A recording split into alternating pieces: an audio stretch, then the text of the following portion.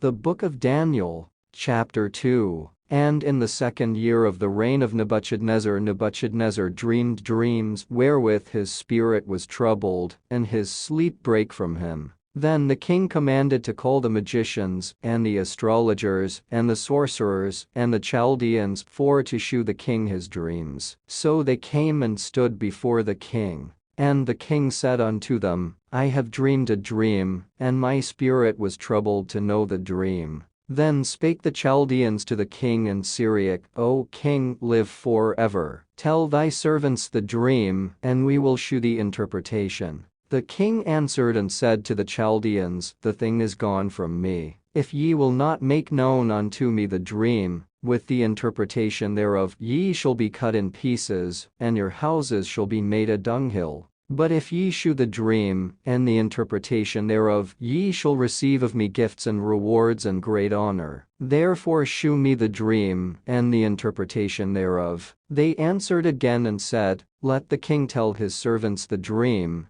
and we will shew the interpretation of it. The king answered and said, I know of certainty that ye would gain the time, because ye see the thing is gone from me. But if ye will not make known unto me the dream, there is but one decree for you, for ye have prepared lying and corrupt words to speak before me, till the time be changed. Therefore tell me the dream, and I shall know that ye can shew me the interpretation thereof. The Chaldeans answered before the king, and said, There is not a man upon the earth that can shew the king's matter. Therefore there is no king, lord, nor ruler, that asks such things at any magician or astrologer or Chaldean. And it is a rare thing that the king requireth, and there is none other that can shew it before the king, except the gods, whose dwelling is not with flesh. For this cause the king was angry and very furious, and commanded to destroy all the wise men of Babylon. And the decree went forth that the wise men should be slain, and they sought Daniel and his fellows to be slain.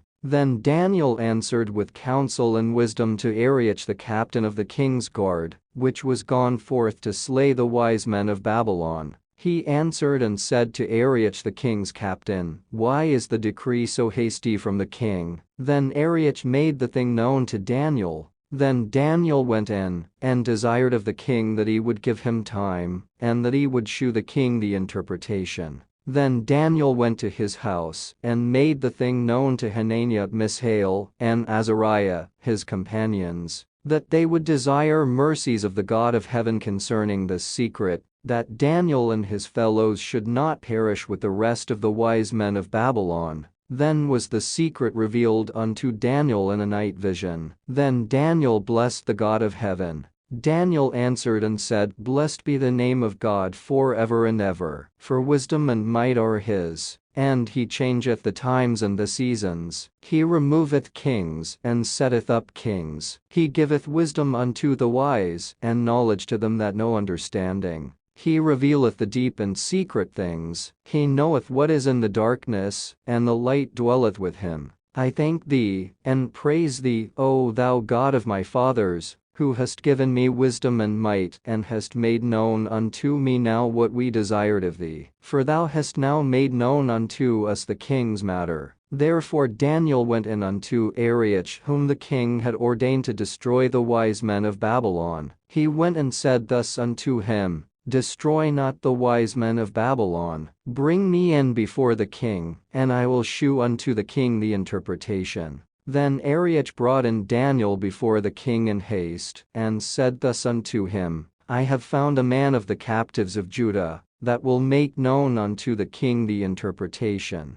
The king answered and said to Daniel, whose name was Belteshazzar, Art thou able to make known unto me the dream which I have seen, and the interpretation thereof? Daniel answered in the presence of the king, and said, The secret which the king hath demanded cannot the wise men, the astrologers, the magicians, the soothsayers, shew unto the king. But there is a God in heaven that revealeth secrets, and maketh known to the king Nebuchadnezzar what shall be in the latter days. Thy dream, and the visions of thy head upon thy bed, are these. As for thee, O king, thy thoughts came into thy mind upon thy bed, what should come to pass hereafter. And he that revealeth secrets maketh known to thee what shall come to pass. But as for me, this secret is not revealed to me for any wisdom that I have more than any living, but for their sakes, that shall make known the interpretation to the king, and that thou mightest know the thoughts of thy heart. Thou, O king, sawest, and behold a great image. This great image, whose brightness was excellent, stood before thee, and the form thereof was terrible. This image's head was of fine gold, his breast and his arms of silver, his belly and his thighs of brass, his legs of iron, his feet part of iron and part of clay.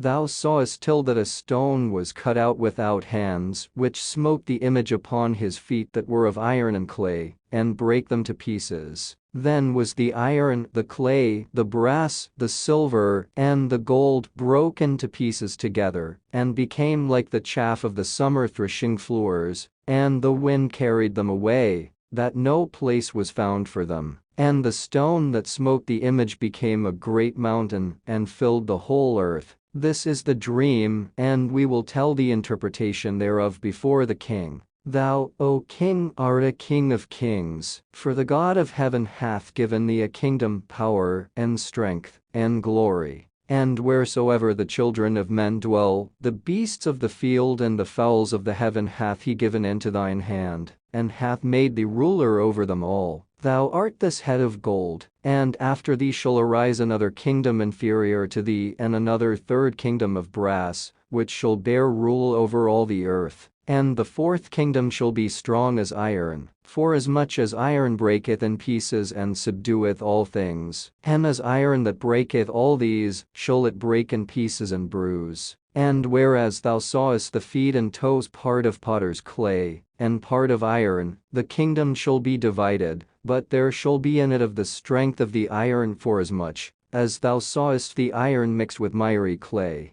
And as the toes of the feet were part of iron, and part of clay, so the kingdom shall be partly strong, and partly broken. And whereas thou sawest iron mixed with miry clay, they shall mingle themselves with the seed of men, but they shall not cleave one to another, even as iron is not mixed with clay. And in the days of these kings shall the God of heaven set up a kingdom, which shall never be destroyed. And the kingdom shall not be left to other people, but it shall break in pieces and consume all these kingdoms, and it shall stand forever. Forasmuch as thou sawest that the stone was cut out of the mountain without hands, and that it brake in pieces the iron, the brass, the clay, the silver, and the gold, the great God hath made known to the king what shall come to pass hereafter. And the dream is certain, and the interpretation thereof sure. Then the king Nebuchadnezzar fell upon his face, and worshipped Daniel, and commanded that they should offer an oblation and sweet odors unto him.